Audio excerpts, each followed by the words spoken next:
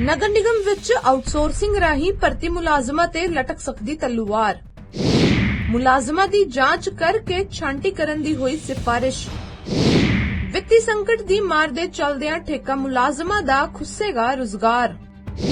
Mayor ਨੇ ਮੰਗੀ ਠੇਕੇ ਤੇ ਰੱਖੇ ਮੁਲਾਜ਼ਮਾਂ ਦੀ ਸੂਚੀ।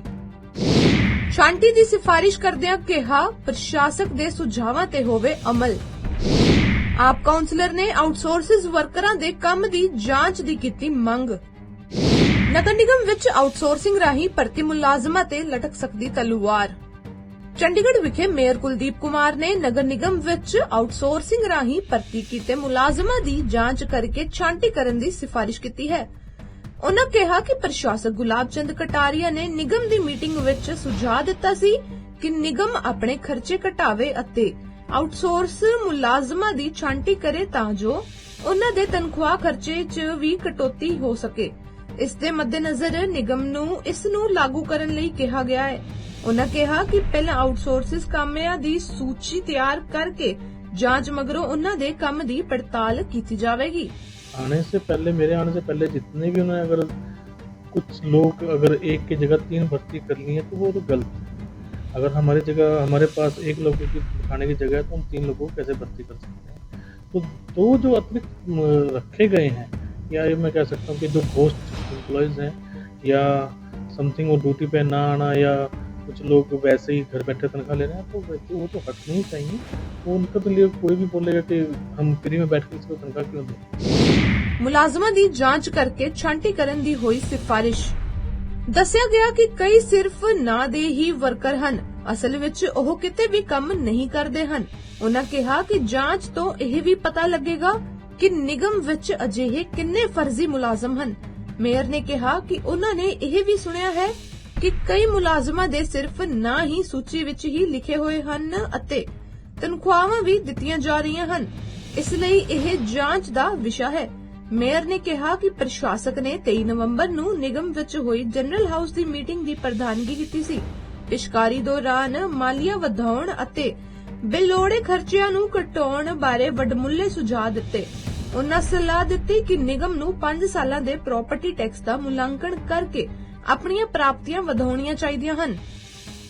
ग्रांट तो हमारी ग्रांटेड में मिल ही रही है ना, तनख्वाह की भी कोई प्रॉब्लम नहीं होगी आने वाले समय में। हम इससे अपना बुक प्लान है हमारा, कर रहे हैं। हमने सभी सरकारी बिल्डिंगों को नोटिस भेज चुके हैं, उनसे हम रिकवरी भी कर रहे हैं और कुछ पैसा आ भी रहा है। हम कर लेंगे, टैकल ये हो जाएगा, लेकिन जो सरकारी बिल्डिंगों में जो पैसा रुका हुआ वो भी हम टैकल करेंगे। ना साहब को मैंने एक अनुरोध किया, बहुत शॉर्ट सी मीटिंग में आके मैंने अनुरोध किया और उन्होंने मुझे बहुत बढ़ चढ़ के मुझे आशीर्वाद दिया। मैं उनका ऋणी हूँ कि जिन्होंने मुझे इतना प्यार दिया। और सबसे बड़ी बात, उन्होंने हाउस में आके सारे स्पष्टीकरण से हर चीज़ को देखा और उसके बावजूद उन्होंने जाके वो सेंटर में बात उठाई।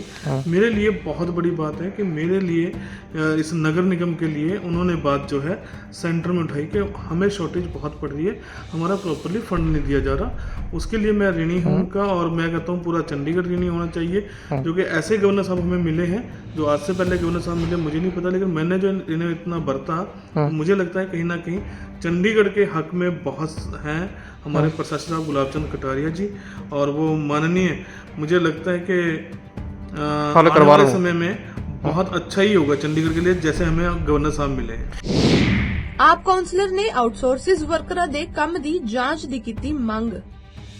ਗੱਠਜੋੜ ਤੋਂ ਆਮ ਆਦਮੀ ਪਾਰਟੀ ਦੇ ਕਾਉਂਸਲਰ ਰਾਮਚੰਦਰ ਯਾਦਵ ਨੇ ਕਿਹਾ ਕਿ ਨਿਗਮ ਦੇ ਵੱਖ-ਵੱਖ ਵਿੰਗਾਂ ਵਿੱਚ ਜੇਈ ਐਸਡੀਓ ਪੱਧਰ ਦੇ ਅਧਿਕਾਰੀਆਂ ਨੇ ਆਪਣੇ ਮੁਲਾਜ਼ਮਾਂ ਵਜੋਂ 1400 ਲੋਕਾਂ ਨੂੰ ਤਾਇਨਾਤ ਕੀਤਾ ਹੋਇਆ ਹੈ, ਜਿਨ੍ਹਾਂ ਦੀ ਸੂਚੀ ਜਨਤਕ ਕੀਤੀ ਜਾਵੇ।